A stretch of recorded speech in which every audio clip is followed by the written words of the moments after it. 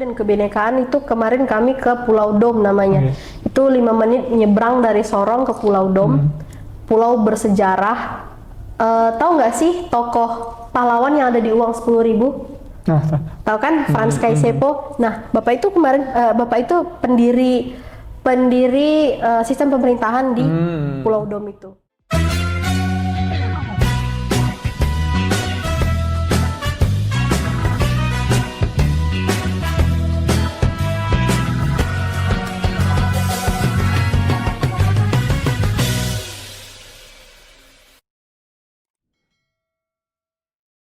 Halo Sobat Mutiara, kembali lagi dengan saya Xmin Manjaya Laia di podcast Wales Indonesia Podcast Cerdas Berkarakter. Hari ini kita akan ngulik asik bersama dengan Kak Angel Meliala, salah satu mahasiswa yang mengikuti program pertukaran mahasiswa merdeka di Stikes Papua. Nah, mungkin Sobat Mutiara pada bertanya-tanya, siapa sih Kak Angel ini? Mungkin Kak saya perkenalkan. Oke, halo semuanya. Jadi perkenalkan, nama saya Angel Febrina Meliala. Saya dari Prodi Keperawatan dan sekarang semester 5. Kak Angel dari semester 5 Prodi Keperawatan. Nah, sebelum saya ini ngulik asik nih bersama kakak tentang program yang sedang kakak ikuti. Kegiatan kakak setelah selesai ikut PMM3 ngapain nih kira-kira? Setelah kemarin pulang dari Papua, sebenarnya sampai sekarang masih gamon ya, masih gamon. Jadi kebetulan karena masih perkuliahan di sini, jadi belum ada sih yang paling buat laporan aja, laporan akhir. Laporan akhir ya? Akhir dari PMM. Nah, selain itu ngapain aja? Tidur? Nggak ada, ya di rumah aja tidur. Melakukan kegiatan anak gadis seperti biasa. Seperti biasa, oke. Mungkin nunggu semester selanjutnya nih. Iya, nunggu semester selanjutnya. Nah, mungkin aku bisa ngulik-ngulik bersama Kak Angel. Nah, jadi Kak Angel ini adalah mahasiswa keperawatan yang kemarin sebelum ikut PMM3 itu ngikut program itu P2MW ya? Iya, jadi sebelum PMM3 aku lolos di P2MW, itu kewirausahaan, baru daftar PMM3 dan puji Tuhan lolos lagi. Nah, mungkin sebelum terjun ke PMM3, di P2MW itu ngapain aja sih kira-kira? Oh, P2MW itu kan apa ya, program pembinaan kewirausahaan. Jadi kita punya inovasi wirausaha, dia ada beberapa bidang, mau digital, mau makanan, kuliner. Kebetulan aku kemarin kan kuliner, jadi karena aku udah punya sebelumnya basicnya gitu, baru ikut coba daftar P2MW, lolos dan didanai sama Kemendikbud gitu. Dalam apa namanya, baru nanti dikonversi juga sih, konversi SKS-nya. Itu kan masih berjalan pas ikut PMM atau udah selesai nih kira-kira? Sekarang udah selesai, kemarin waktu PMM itu masih berjalan. Nah, hanya saja kan begini, program Kampus Merdeka ini dalam satu periode, satu mahasiswa itu nggak boleh mengikuti dua. Jadi karena kemarin aku dapatnya 2, sayang nih kan PMM udah lolos nggak diambil. Jadi P2MW ini aku berikan kepada anggotaku. Itu kan P2MW itu tim ya, tim. Ada beberapa orang, baru aku limpahkan ke anggotaku. Jadi aku udah lepas dari P2MW, baru mengikuti PMM gitu. Tapi tetap mengikuti prosedur kayak buat laporan, pemasukan, pengeluaran dalam kewirausahaan itu tetap ikut. Berarti itu dialihkan ke anggota kakak? Iya, dialihkan. Nah, kemarin apa sih yang bisa terbesit di pikiran kakak begini? Aku ikut PMM3 aja lah, ninggalin P2MW. Sebenarnya bukan mau ninggalin ya, cuman gimana ya, kan Kampus Merdeka ini programnya banyak ya.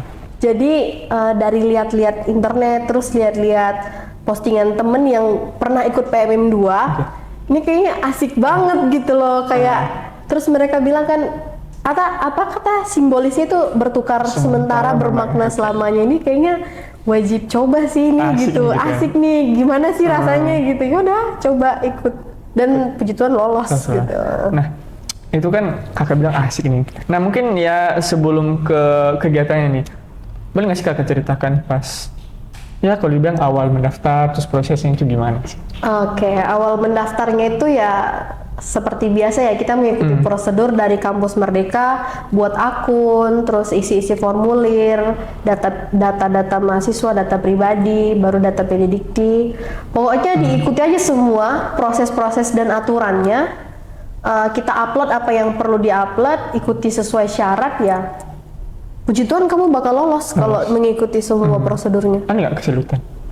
Kesulitan itu kemarin paling untuk konversi SKS-nya aja sih mata kuliah. Soalnya kan mata kuliah di sini dengan PT penerima itu mungkin ada yang berbeda gitu. Jadi gimana nih? Itu kan harus konsul lagi ke Kaprodi, konsul lagi ke dosen gitu. Nah, itu sih yang ribet. Nah, kan kakak lewat di Stikes Papua nih. Iya. Kemarin milihnya gimana sih? Apakah milihnya cuma di Stikes Papua doang, atau memang ada pilihan kampusnya nih di berbagai daerah? Iya, jadi Stikes Papua ini ada pilihan kedua.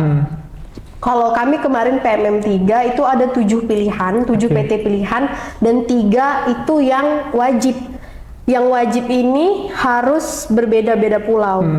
Dan harus berbeda dari asal. Saya kan asal dari Pulau Sumatera. Jadi harus pilih di luar Pulau Sumatera gitu. Jadi pilihan pertama kemarin aku di Jawa, Universitas Airlangga, yang kedua Papua, Stikes Papua, dan yang ketiga itu Universitas Hasanuddin di Sulawesi. Jadi itu wajib. Terus yang ke bawah-bawahnya itu baru boleh di Bali, gimana gitu. Jadi lewatnya di Stikes Papua? Lewatnya di Stikes Papua. Oke. Perasaannya gimana pas lewat? Seneng dong. Kapan lagi kan ke Papua dibiayain pemerintah, langsung terbentuk, lolos gitu, lolos di Papua nih PMM gitu. Tapi nggak ada kayak misalnya, wah jauh nih, itu nggak ada perasaan kayak jauh lah sama orang tua atau gimana? Aku enggak sih, nggak mikir kayak semakin gitu ya? jauh malah semakin excited untuk mendapatkan pengalaman gitu loh. Aneh ya mungkin, cuman ya itu saya gitu. Ya, saya gimana suka antara hal-hal baru. Pulau dari Sabang ke Merauke? Iya, kan dari barat ke timur. Iya, gitu kan. betul. Jauh, cuman ya ini pasti bakal seru nih. Kita kesana seru gitu. Nah, kemarin tanggal keberangkatannya kapan? Kemarin tanggal keberangkatannya 31 Agustus sampai di Papua itu 1 September. 1 September sampai Papua. Iya, karena penerbangan malam kemarin dapatnya. Ini kan sudah nyampe nih di Papua, di bandara mana? Dominic Edward Oxford. Nah, itu perasaannya gimana sih pas menginjakan kaki nih di tanah Papua nih? Satu kata pertama aku menginjakan kaki di Papua tuh panas. Panas, oke. Parah sih panasnya.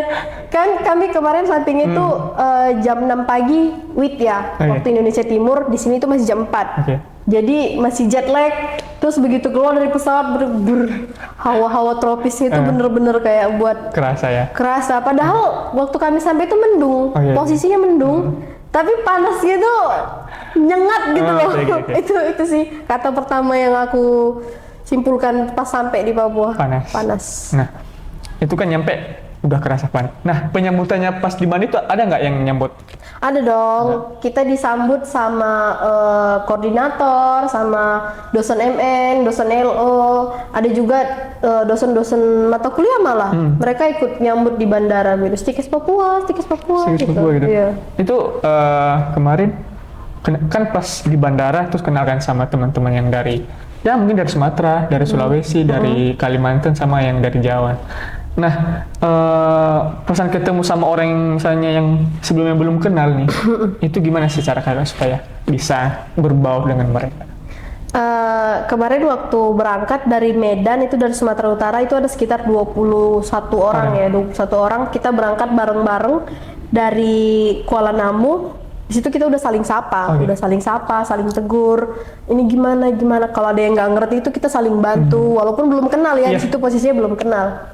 Terus kebetulan di inbound Stikes Papua aku bendahara, dipilih jadi bendahara. Jadi teman-teman yang lain udah tahu nih, oh kamu Angel ya, bendahara ya gitu. Jadi udah tahu nama, cuman kan baru ketemu orangnya gitu. Terus sampai di bandara Sorong juga di situ baru ketemu nih dari teman-teman yang luar Sumatera. Baru di situ kayak Angel gitu. Ikut alur aja sih. Kamu dari universitas mana? Iya, kamu dari universitas mana? Iya, aku dari Padang. Aku dari Kalimantan gitu. Nah, udah saling berbaur nih ke teman-teman yang udah disambut di bandara nih sama teman-teman yang dari Stikes Papua. Nah, kemarin pas nyampe kan, orang tinggal di mana nih? Di asrama? Nah, kalau kami itu ada yang dia bukan asrama, dia lebih kayak ke mes gitu, dia per kamar. Ada juga yang Kalau inbound kami tuh sumpah baik banget sih. Mereka carikan rumah khusus buat kami tinggal. Oke. Tapi mereka kasih kebebasan lagi ke kami apakah mau tinggal di tempat yang sudah kami sediakan atau mau cari sendiri gitu. Jadi kalau saya pribadi kemarin tinggalnya di mes, kemudian ada teman-teman yang tinggal di rumah yang sudah disediakan oleh pihak kampus gitu. Berarti dari awal misalnya orang kakak tanggal berapa tadi berangkat? Tanggal 31 Agustus. Saya nyampe tanggal 1 September. Ya. Nah itu kan awal perjalanan yang sangat baru nih buat kalian untuk STKS Papua. Benar. Nah bagaimana sih penyambutan pas? Itu kan tadi penyambutan di bandara. Iya. Nah untuk penyambutan di kampus untuk opening ceremony itu gimana sih kira-kira? Nah opening ceremony itu kita kan nyampe tanggal 1, kita mulai opening ceremony sama mulai kuliah itu tanggal 4 September. Jadi waktu tanggal 1, 2, 3 kita dikasih istirahat, terus explore dulu, maksudnya membiasakan diri dulu beberapa hari, baru tanggal 4 kita masuk kuliah perdana sekalian opening ceremony, itu kita dikasih, ada upacara adat khusus di tanah Papua, itu namanya disambut pakai tarian Yospan, Yosim Pancar namanya. Itu tarian khas dari Papua untuk memang anak-anak muda yang mana inti dari tarian itu persahabatan dan juga persaudaraan. Dan itu begitu kami masuk ke dalam aula STKS itu kita dikasih kayak kalau di sana namanya piring gantung. Jadi kita pijak piring itu, tandanya kita sudah sah menginjakkan tinggal di Papua gitu, menginjakkan kaki di Papua. Kita masuk ke dalam situ, baru kepala suku kami dikasih mahkota, mahkota dari bulu kasuari, burung kasuari, baru dikasih noken itu juga simbol dari Papua itu, tas yang dari akar khusus gitu. Seru sih. Seru. Opening ceremony-nya. Oke, berarti opening ceremony-nya dari berbagai rangkaian disambut dan ya tadi kakak bilang kuliah perdana juga nih. Iya, kuliah perdana juga. Nah, yang pertama kali dilakukan setelah kuliah perdana sama opening ceremony ngapain sih kira-kira? Pengurusan SKS kembali lagi pengurusan SKS karena kan udah sampai di sana harus diurus lagi, harus bukan dikonversi sih, lebih kayak ke konfirmasi aja, konfirmasi PT penerima sana bahwasanya oh ini mahasiswa ini nih mata kuliah yang akan dia ambil dan dia jalani selama di STKS gitu. Berarti sudah ngurus SKS lah bilangnya. Terus pertama kali kuliah ada nggak perbedaan di USM sama di STKS? Ada banget dan bukan cuma ada, banyak banget perbedaannya. Kalau di STKS kan kita sekolah tinggi ilmu kesehatan, kesehatan toh. Jadi jadi ngikut logatnya.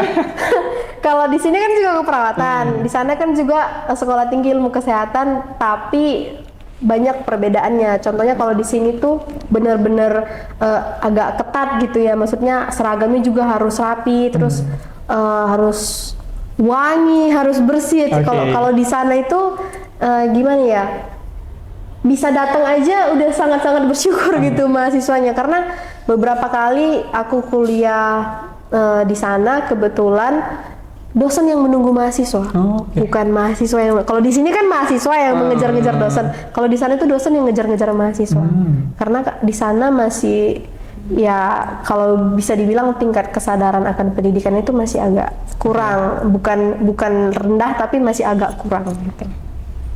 Berarti kalau dibilang ya dosen menunggu mahasiswa nih. Iya. Nah pada saat pembelajaran merasa asing nggak sih di sana? Apakah dosennya asik atau gimana? Kalau misalnya dosen-dosennya asik, kalau bisa aku itu dosen-dosen STKS Papua asik sih. Yang buat asing itu mungkin waktu awal-awal, betul. Dengan mahasiswa reguler tuh mereka masih gini nih, kita sebelah sini anak PMM semua, terus sebelah sini mahasiswa reguler semua, mereka juga masih kayak asing-asing gitu. Gimana bulan kedua kita mulai pembelajaran baru deh, mulai akrab, mulai ini, terus anak reguler juga dia bilang, ayo nanti sore kita gas ke pantai gitu-gitu, kan deket pantai kan, kami pesisir gitu. Berarti tiap sore tuh ke pantai gitu ceritanya? Enggak, tiap sore juga sih, maksudnya kalau ada kesempatan, terus ada temen gitu. Nah, itu kan perkuliahan nih. Nah, pada saat ya, tadi kan bilangnya tinggal di mes. Itu kalau dibilang pusat pembelajaran di situ jauh nggak sih? Misalnya beli makan atau Kalau di tempat kami kemarin iya sih Jauh ya? jauh. Tapi kan kalau misalkan pajak, nah di Iya. sana pasar tuh gimana? Pasarnya agak jauh juga di Papua itu.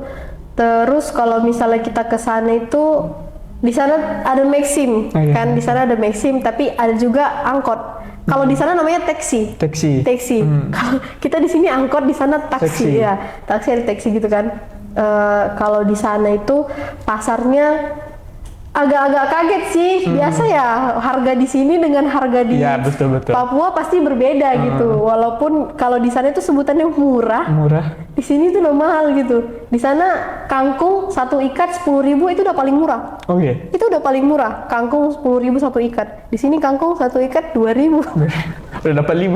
Udah dapat 10.000 udah dapat Iya. 5 kan. Di sana Iya, betul, cuma betul, satu betul. ikat. Oke, agak shock juga. Terus kemarin kami sempat dibilangin sama LO, begitu sampai kalau kalian mau ke pasar atau kemana itu jangan nawar Oh iya. sama mama-mama yang di sana, karena kalau kita nawar bakal ketahuan kita itu Baru dari datang. luar baru datang dan bakal dimarahin serius, dimaki sama orang Papua itu bener-bener Oke. sakit gitu loh. Walaupun lucu pengucapan mereka kan lucu, tapi kita sakit dengernya itu. Pokoknya ya kan bertumpuk-tumpuk, tomat satu tumpuk, ikan satu tumpuk, nggak per kilo. Kalau di sana nggak pakai per kilo. Iya, kita beli satu tumpuk gitu berapa, angkut gitu. Nah, cara kalian supaya bisa berbaur dengan masyarakat itu gimana sih? Kita mengikuti mereka. Mengikuti mereka. Nah, kita nggak bisa paksa mereka mengikuti kita, harus kita yang Iya, mengikuti betul sih, mereka. betul. Bahasanya, terus cara mereka berpikir, cara mereka berbicara gitu. Jadi harus kita yang ngikut sih. Apalagi kan kalian orang jauh nih. Padahal kita yang jauh. Iya, betul. Tapi ya itu dia. Kita harus berbaur dengan mereka. Ya, sudah. Baik, itu kan ya cara kalian dari perkuliahan, terus gimana cara kalian supaya bisa berbaur dengan masyarakat. Nah, mungkin kita ke musuhnya kalian nih, modul Nusantara. Oke. Nah, itu kan yang saya dengar juga modul Nusantara itu misalnya ada kebinekaan, kelas inspirasi, Iya, benar. terus ada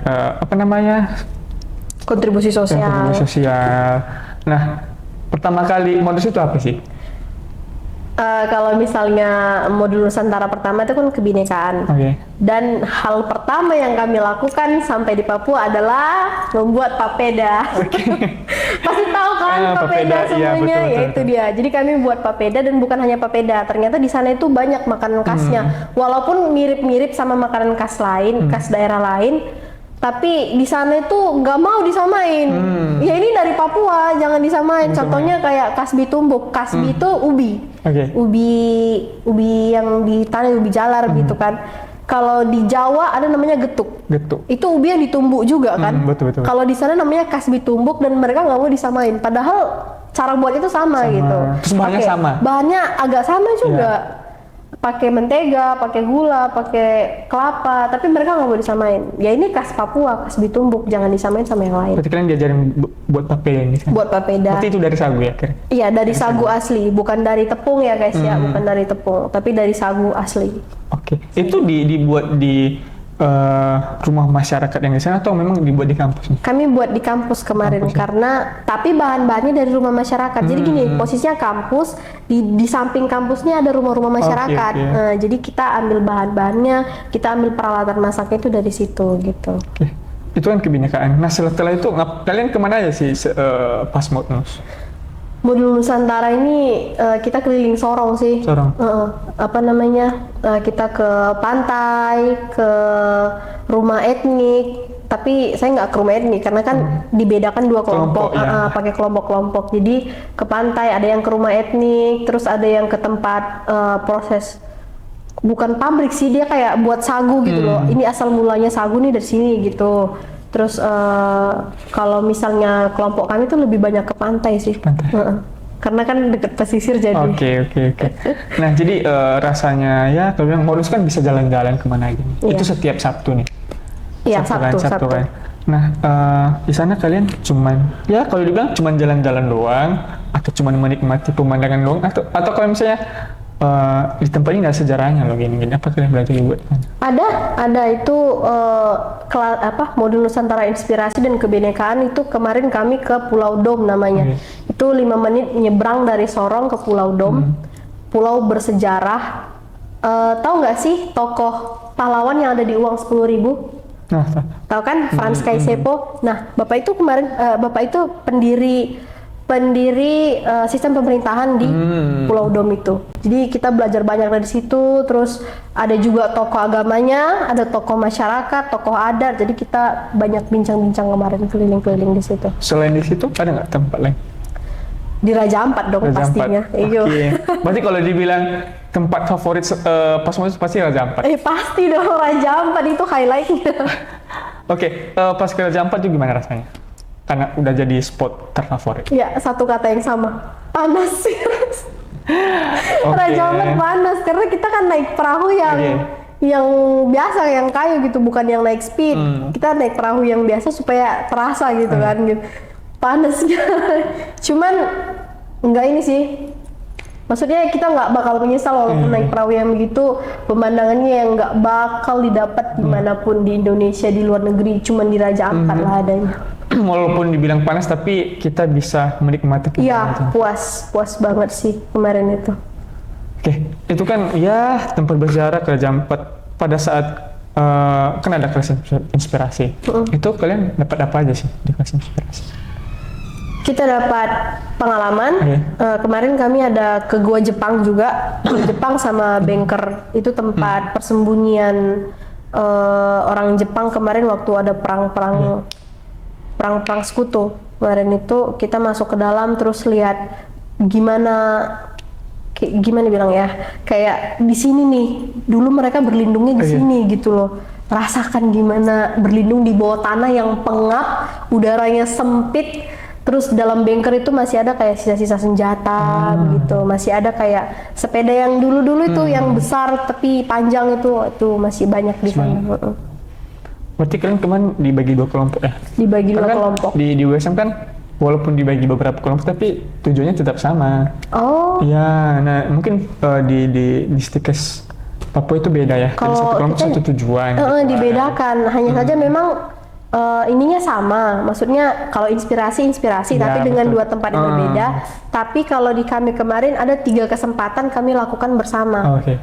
Contohnya kayak buat masak papeda itu kemarin bareng-bareng satu kelompok. Terus yang kita ke Pulau Dom itu 1 harian bareng-bareng 2 kelompok ini gabung gitu.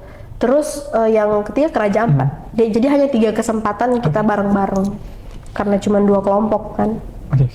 Berarti ya kalian sudah dapat beberapa pengalaman tuh di situ. Nah, untuk kontribusi sosial sendiri itu kemarin kontribusi sosial kita deket-deket situ sih, deket-deket nggak jauh dari Stikes. Itu namanya Kelurahan Keladufu. Kebetulan menurut catatan kesehatan puskesmas sekitar situ banyak anak-anak yang stunting. Banyak anak-anak yang stunting di sekitar situ. Jadi kita putuskan buat kontribusi sosial posyandu untuk pencegahan stunting anak-anak. Jadi kemarin kita melakukan sosialisasi, penyuluhan dan juga pemberian sembako kepada anak-anak yang terkategori stunting di sana. Dan kebetulan juga jadi pembicara juga di sana kemarin. Nah, rasanya gimana nih? Mungkin ya dari responnya masyarakat ke kalian itu gimana sih, dan respon kalian ke masyarakat itu gimana? Kalau misalnya respon masyarakat tuh baik sih menurutku. Maksudnya kalau kita menjelaskan sesuatu, apalagi mereka tahu kita dari luar. Mereka itu menganggap kita itu bener-bener wah gila nih dari luar pasti pinter banget gitu. Jadi kalau dibilang antusiasme mereka itu sangat tinggi ya. Kalau di sana hanya saja satu penyakit orang Papua, malas. Mereka antusias tapi kayak malas ngerjainnya gitu loh. Oh iya stunting itu kurang gizi buruk begini. Ya udah cukup tahu gitu. Malas untuk bergerak, malas untuk memulai duluan gitu loh. Jadi mesti dikasih tahu dulu, dikasih pemahaman dulu, dibimbing dulu, baru mereka mau melaksanakan. Berarti dari kalau dibilang ya pas kalian sana itu mungkin ya bisa bernafas juga nih ke masyarakat, dan kalian juga bisa dari segala pengalaman yang kalian dapat situ, berarti ya sangat berharga juga nih sama kalian kira-kira. Nah, ada nggak sih pas kalian buat NUS, itu kan satu kelompok nih, pasti ada mungkin ya antara cekcok antara satu sama yang lain. Ada nggak sih kira-kira, dan ya cara kalian supaya bisa menyatu lagi nih? Iya, kalau misalnya salah paham, terus cekcok itu pasti ada ya. Iya. Apalagi dibilang 40 orang dari tempat yang berbeda-beda, dari Sabang sampai Merauke, pikirannya beda-beda, isi hatinya beda-beda, walau rambut sama hitam, hati siapa yang tahu. Iya, betul. Pasti ada sih cekcok sana sini, apalagi kayak kebetulan kemarin saya bendara, ada kepala suku juga, ada wakil kepala suku, ada sekretaris, jadi agak susah memang untuk menyamakan satu suara yang cuma 40 loh. Kami cuma 40 aja susah untuk menyatukannya. Apalagi kayak di kampus-kampus lain sampai ratusan, terus di Unpad aja seribuan. Sampai ribuan tuh kayak betul. aduh gila sih, parah, kepala sukunya jago bener gitu. Betul. Jadi kalau dibilang cekcok pasti ada, dan cara kami untuk menyatukannya kembali yaitu kita buat pertemuan setiap bulan sekali. Terus nanti ada acara, setelah acara itu kita akan buat kayak evaluasi gitu, terus sharing. Siapa yang nggak suka sama siapa, atau siapa yang berkeluh sama siapa, atau sama pengurus nih. Atau sama-sama suka juga bisa. Sama-sama pengurus, sama-sama suka. Udah tahu dong gitu. Jadi kayak itu kalau misalnya saling suka antara PMI itu plus sih, bonus, dapat bonus kan gitu. Jadi ya gitu sih cara kami untuk biar tetap bisa bertahan sampai pulang. Bagus sih caranya supaya kalian bisa supaya tidak ada pecah belah antara mahasiswa dari luar nih. Nah, ada nggak sih kalian ngikut misalnya ya di luar Modnus sama di luar perkuliahan, misalnya kan kegiatan, ada nih kegiatan kampus, misalnya di kampus kita ada ya hari guru, ada ya budaya Nias dan budaya Batak, itu ada nggak sih kalian ikutin kegiatan? Ada. Kalau misalnya di sana kemarin itu Dies Natalis, ulang tahun Stikes Papua, kemarin itu kita buat Stikes buat acara. Mereka adakan perlombaan, kayak perlombaan tarian adat, terus ada perlombaan menyanyi juga. Tahu kan orang-orang timur suaranya, aduh nggak usah diragukan lagi gitu kan, kalau orang timur. Jadi ya mereka buat perlombaan gitu. Ada perlombaan voli juga. Ini selama latihan voli kita sering diajak loh, yang ayo latihan voli gitu bareng anak-anak reguler kan. Yaitu terus selain Dies Natalis juga kemarin sempat ada webinar, seminar, terus ada juga Natal. Dan ternyata satu sih fakta yang sangat-sangat baru ketahui, di Papua itu kan dominan Kristen. Jadi kalau ada ulang tahun gereja itu diliburkan. Libur nasional. Jadi nggak ada sekolah, nggak ada perusahaan yang masuk. Khusus untuk contohnya 3 hari. Ulang tahunnya 1 hari tapi liburnya 3 hari. 3 hari. Kalian di sana. Terus kalau di sana itu Natal benar-benar dihargai banget. Jadi kayak waktu tanggal 1 sampai tanggal 6 kemarin itu namanya Parade Santa Claus di sana. Jadi Santa Claus itu mereka keliling-keliling kota Sorong, terus datang ke rumah-rumah, terus jumpain anak-anak kecil begitu. Dikasih hadiah, terus nanti dikasih pertanyaan atau disuruh joget. Bagus sih. Kayak ada yang nggak tahu Daboy sih. Daboy? Kalau kalian nggak tahu Daboy, please deh cari. Itu lagi viral di TikTok. Lagi viral itu kan, itu dari itu Parade Santa Claus itu. Ada nggak sih kalian diajarin nari? Ada dong. Jadi kemarin waktu pelepasan acara, kemarin waktu penyambutan kan anak reguler yang nari. Waktu pelepasan kita yang nari. Nari Daboy? Enggak Daboy. Kita lari lagi. Kita nari ini aja sih, nari campuran. Ada Aceh tapi dijadikan jadi satu gitu. Ada juga yang nari Papua begitu. Nah ya mungkin dari serangkaian kegiatan ya kalian, kalau dibilang tadi ada penyambutan dari kalian kuliah perdana, masuk kuliah, mau Nusantara, dan berbagai kegiatan kalian kontribusi dan berbakti masyarakat. Ya mungkin ini terakhirnya kan kalian mau penutupan. Kan persiapan kalian penutupan itu gimana? Persiapan penutupan kemarin ada sempat beberapa drama juga sih. Kebetulan kan kemarin habis Natal itu saya sempat sakit, masuk rumah sakit. Jadi untuk latihan nari pertama kemarin saya nggak ikut. Dan ternyata banyak drama juga gitu kan. Setelah saya datang ada juga drama gitu kan. Masa saya kasih saran, kita masa cuma nari doang nggak ada kasih apa-apa kan gitu. Pasti harus ada kasih cenderamata. Masalahnya kepala suku juga baru Pas saya bilang baru dia kepikiran, oh iya Iya, gitu. betul. Sebelumnya nggak ada ini, makanya kemarin sempat ada drama juga, tapi akhirnya selesai juga. Jadi latihan, cari formasi begini segala macam, dan ternyata hari H banyak banget yang nangis karena mau berpisah. Itu pas penutupan kalian ngapain aja? Sebelum nangis kalian ngapain aja? Ya ikut acara itu, terus ada yang nyanyi, ada yang nari. Ternyata pihak Stikes juga sudah menyiapkan sesuatu yang kami nggak tahu gitu.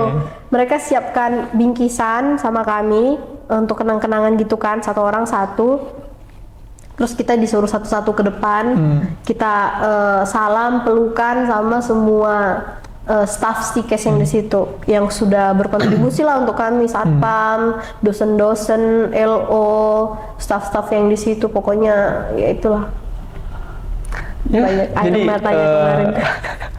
Oke, itu udah yang paling teman. Suka dukanya pas di PMM 3 apa nih kira-kira? Suka dukanya banyak sih, maksudnya kalau sukanya itu kita bisa explore tempat baru, kita dapat pengalaman baru, teman-teman baru, keluarga baru. Itu benar-benar hal yang nggak akan pernah saya lupakan. Dan dukanya itu ya itu banyak salah paham, terus banyak sesuatu yang terjadi tidak sesuai dengan ekspektasi kita, gitu loh. Saya pengennya ini, tapi ternyata yang jadi kenyataannya itu ini. Tapi itu semua sejalan, dan kita tetap harus semangat untuk menjalaninya, karena ya don't expect too much from the world gitu kan, nggak boleh terlalu berekspektasi lebih dengan dunia ya. Jalani, syukuri apa yang sudah kamu dapatkan. Oke, mungkin terakhir nih, kesan-pesan ke teman-teman nih yang kemarin ikut PMM 3 nih di Stikes Papua, dan mungkin ya ke teman-teman yang reguler nih, mahasiswa reguler di Stikes Papua, mungkin mereka mau nonton juga nih, kira-kira nanti Kak Angel mau ngasih ke mereka kan. Aduh. Ya mungkin bisa terus pesan-pesan ke teman-teman yang sedang atau memang mau berangkat nih ke PMM 4 ke tujuan mereka PMM 4. Silakan. Untuk semua teman-temanku di Stikes Papua kemarin, hai guys, masih gamon. Jadi kalian hebat. Aku benar-benar bersyukur pernah kenal dengan orang-orang seperti kalian, pernah jadi keluarga dengan kalian, pernah makan bareng, nangis bareng, ketawa bareng, dan I miss you guys. Untuk yang di Stikes Papua, ibu dosen, semua LO, kalau lihat video ini, terima kasih banyak. Sudah menjaga kami selama 138 hari di Papua, dan nggak ada yang bisa nandingin sih. Yang penting the best pokoknya. Dan untuk teman-teman yang daftar PMM 4 yang mau daftar, yang udah lulus. Oh, yang udah lulus PMM 4 mau berangkat ke PT Tujuan, ingat, semangat, dan ini aja sih, apa namanya, pakai ilmu padi. Semakin berisi semakin menunduk, jangan terlalu meninggi. Mau itu omongan, perlakuan, atau pemikiran, jangan terlalu meninggi. Gitu aja sih. Ya, baik, terima kasih Kak Angel telah sharing-sharing bersama kita di podcast USM Indonesia. Dan ya, yang saya tangkap di pengalaman kakak bahwa di mana kita berada pasti kita mendapat pengalaman yang sangat banyak. Dan yang kakak bilang tadi, ya saya gamon gagal move on di tempat saya PMM 3. Ya sesuai dengannya jargonnya PMM 3, ya bertugas sebentar ya bermakna selamanya. Walaupun kita cuman 4 bulan di sana, pasti maknanya itu sangat banyak dan ya susah dilupakan. Baik Sobat Mutiara, sampai di sini aja podcast kita bersama Kak Angel Meliala, salah satu mahasiswa yang mengikuti program pertukaran mahasiswa mereka, dan sekarang dia sudah balik ini ke Medan. Ya, udah di Medan tapi masih hati tak tinggal di Papua. Oke, sementara sampai sini aja podcast kita pada hari ini. Saya Eksmin Manjaya pamit. Sampai jumpa di podcast USM Indonesia Podcast Cerdas Berkarakter. Sampai jumpa.